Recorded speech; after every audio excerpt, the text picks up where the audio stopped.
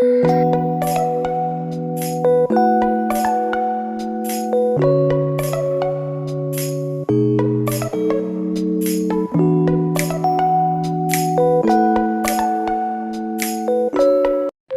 Students, welcome to my channel. आज मैं आप लोगों को क्लास 10 का एक बहुत ही इंपॉर्टेंट क्वेश्चन बताने जा रहा हूं और मुझे पूरा यकीन है कि ये क्वेश्चन आपके एग्जाम में इस साल आएंगे ही आएंगे। तो आप कृपया इस क्वेश्चन को देखिए और समझिए क्या है क्वेश्चन में। In a given AP if pth term is q and the qth term is p then so that the nth term is p plus q minus n। तो देखिए यहाँ पे हम लोग क्या जानते हैं, जब हम लोग इसको सॉल्यूशन करेंगे तो हम लोग क्या जानते हैं कि an इक्वल्स टू क्या होता है a plus n minus 1 into D. और यहाँ पे हमारा pth टर्म दिया हुआ है, यानी ap आपका जो है वो दिया हुआ है q। तो ap q दिया हुआ है यानी pth टर्म, यानी इसी को हम लोग लिख सकते हैं a plus p minus 1 into D equals to q। इसको इक्वेशन 1 बोल के रख लीजिए। सेकंड आपका जो दिया है qth टर्म, यानी aq is equals to p दिया हुआ है और qth टर्म को यहाँ पे हम लोग लिखेंगे a plus q minus 1 into D equals to p और ये इसको इक्वेशन 2 बोलकर हम लोग रोक लेते हैं।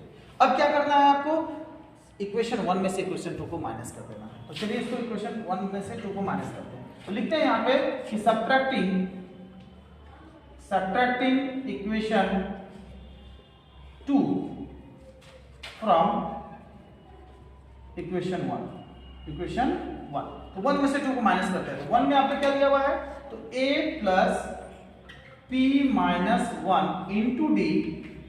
देखिए लेफ्ट टर्म को लेफ्ट टर्म से माइनस करेंगे और राइट टर्म को राइट टर्म से माइनस करेंगे। तो a plus p minus 1 into D में माइनस करेंगे a प्लस, और जब माइनस करते हैं तो साइन क्या होगा, बदलता है। अगर नहीं बदलेंगे तो आप उसको ब्रैकेट में रखेंगे। तो यहाँ ब्रैकेट का यूज करेंगे a plus q minus 1 into D और इक्वल्स टू, अब राइट टर्म हमारा क्या है, तो इसमें है q इसमें है p, यानी आपका हो गया q माइनस p।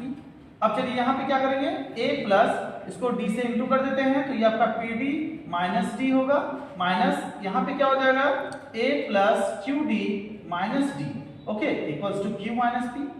अब यहाँ से देखिए a plus pd minus D minus, यहाँ से ब्रैकेट खोलेंगे a minus qd plus d equals to q minus p।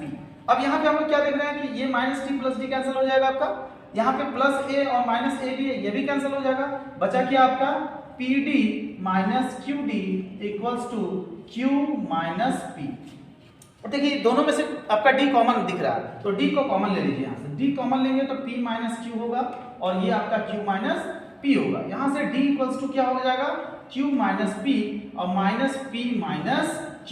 लेकिन देखिए दोनों में यहाँ साइन मेरा अलग है, तो ऊपर का जब साइन को हम लोग बदल देंगे यहाँ से, दैट मीन्स माइनस को कॉमन ले लीजिए, तो ये आपका हो जाएगा p माइनस q और नीचे भी हमारा p माइनस q हो गया। अब p माइनस q कैंसिल, तो बचा क्या आपका 1 टाइम्स में, यानी d का वैल्यू क्या आ गया -1। यानी यहाँ से आपने d का वैल्यू फाइंड आउट कर लिया। अब d का वैल्यू जब फाइंड आउट कर लिया तो अब हम लोग d का वैल्यू पुट कर देते हैं इक्वेशन 1 में और यहाँ से क्या करेंगे a का वैल्यू निकालेंगे। तो हम लोग इसमें करते हैं, इक्वेशन 1 हमारा ये है, तो यहाँ पे हम लोग लिखते हैं, यहाँ पे लिखते हैं कि putting the value of d in equation 1।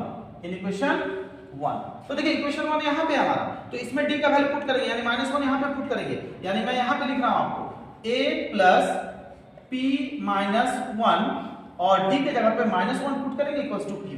आपका यही चीज आ जाएगा यहाँ पे, ओके।